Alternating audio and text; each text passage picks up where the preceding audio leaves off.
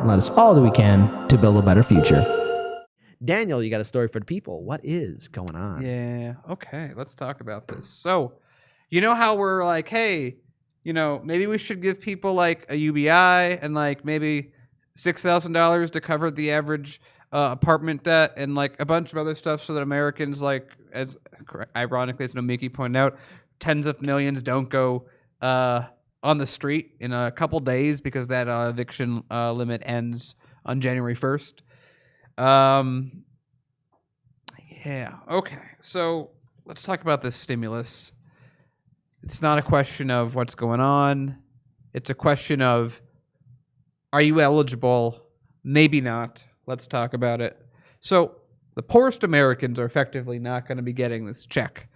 So the second round of stimulus checks may start soon, arriving in bank accounts after President Donald Trump signed the $900 billion stimulus bill. The last-minute signing was a welcome development for the 6 in 10 people which is the majority of the country, who suffered financial setback due to the pandemic. But millions of people may find themselves in for disappointment if they are among the groups who don't qualify for the payment. Because remember, in America, which, again, one thing I really did appreciate about Bernie is he was all for universal programs, which is exactly where I'm at. And Warren, the epitome of let's just have a bureaucracy figure it out in the 21st century. Anyway, so sit still, Mr. Trump and House Speaker Nancy Pelosi have called for lawmakers to boost the amount to $2,000 per adult, which is a nice thing to say, but a harder thing to do if you don't really want to do it. A request that Wall Street analysts, which mean the people that pay them, say has a slim chance of moving forward because their lobbyists are going to stop it.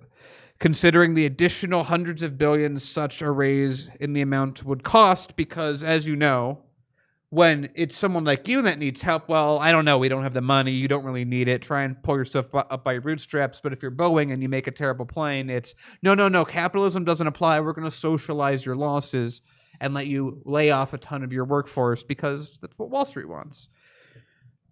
In crafting the latest stimulus bill, lawmakers have sought to rectify a situation that restricted payment of the first stimulus check earlier this year. For instance, distribution of the second check will include so-called mixed status immigration families, or families where American citizens are married to immigrants without green cards, a group that was blocked from receiving checks earlier this year, which is really funny because they're basically saying that back then with the 1,200, they're like, if you're just married to someone who's not a citizen, you're not eligible. And they've been kind and gracious enough in this pandemic and depression to go, okay, well, maybe the guy that has the citizenship or the lady that has the citizenship, they're good, but no one else. Yeah, and then kids are still going to get it. And I think, I guess, mean in both ways, if they're legal or not. There's different ways of getting it. College students who, by the way, are also in student debt for the most part, who are typically claimed as dependents by their parents, won't qualify for checks. So if you're sort of screwed financially and you're college and maybe $600 could really help you, well, sorry, you're not making enough money. It's effectively it, because if you weren't a dependent, you would have made enough money to not be dependent. So if you don't have enough money, you don't get the money that you need for not having enough money. So yeah, that makes sense. Anyway, so that rankled some college students who expressed their frustration on social media. Now, I didn't have a chance. The article actually will have these social media posts, but I just want to point out that when I looked at those social media posts on the article, they're like, let's literally quote people who had 4 hearts on these things, and like not like people that had probably they were anyway. It's a small thing. Many are struggling from a wide range of issues, from the pandemic, from food insecurity to lost income, from campus jobs that were curtailed because of COVID-19 restrictions. And by the way, I know like before I dropped out of UAC because of the pandemic, their billing was still like, oh no, you still got to pay for like the food court stuff and like the rooming and even though you weren't using the food court, even though it's all shut down, you still got to pay for it. That's how it works.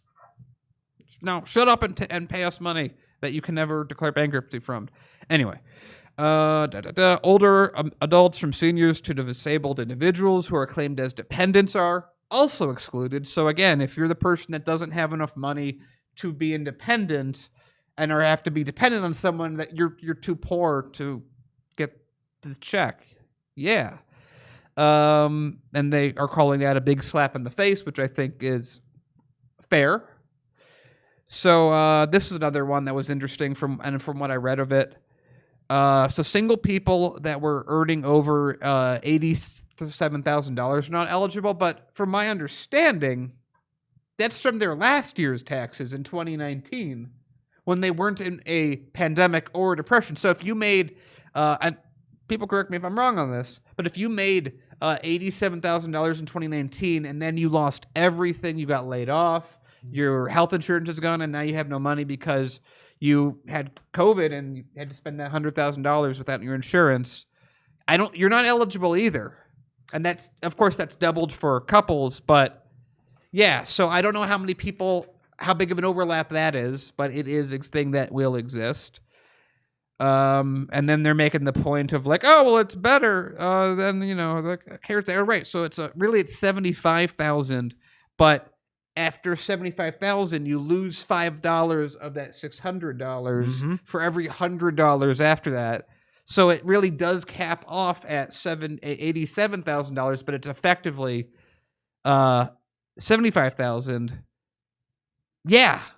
Okay, so here's there the you go. thing. So here's the thing, Daniel. Again, some of the poorest people are not going to get the $600 stimulus. And right now, again, Senator Sanders and the Democrats in the Senate are right now trying to fight to get that $2,000 stimulus check. But even then, I'm starting to wonder how many people are going to get that $2,000 stimulus, because let's just rewind back the clocks. How many people got the $1,200 stimulus check the first time around? There's a lot of people I know that couldn't qualify to get it.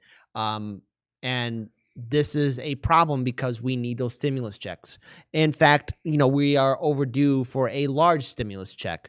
Since March, it's been 7 months, going on more than 7 months. It's like 8 months since we got since we got a stimulus check. We are entitled to a lot more than just $2,000. I'm happy that we're getting $2,000, but do we have to wait another 7, 8, 9 months for another stimulus check? Most Americans can't wait.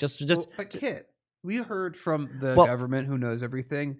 $600 is enough to last you to April. Yeah, or either quoting Steve Mnuchin, who could have been prosecuted by Kamala Harris, but she chose not to when she was Attorney General in the state of California. And remember, Steve Mnuchin also donated to Kamala Harris, but no one wants to talk about that. Remember, this is the same Steve Mnuchin who said $1,200 can last somebody 6 months too. Now, I don't know what kind of fantasy world or what kind of drugs he is on, but that doesn't happen. But really, the truth be told, again, with 30 to 40 million Americans at risk of being evicted at the end of January 31st, when you have a housing crisis, when you have an economic crisis, when you have a virus, again, there's a lot of reports about the variations and mutations coming from the coronavirus right now. We are walking into a perfect storm. Americans deserve $8K, $10K in the stimulus check. There's a lot of small business owners that are suffering. There's a lot of families that are afraid of how they're going to put food on the table, what bills they're going to pay. Before 2020 ever happened, and during the show era, during 2019, we said, well, you had Americans working 2 or 3 jobs just to make ends meet, and it's still not enough. And now Americans have no jobs, and they're still going to get kicked out of their homes. This is not how a developed country works. There are other countries that have single-payer health care or universal basic income. They're taking care of their people. Are we just too stupid? Is our government too dumb? I mean, this doesn't make any sense. And how do we explain this to future generations about the actions of our government? And at the end of the day, we have to look at who's representing us. You got a lot of heartless corporate sellouts, and also a lot of people who are in their 70s and 80s who lived in America that's now a bygone memory.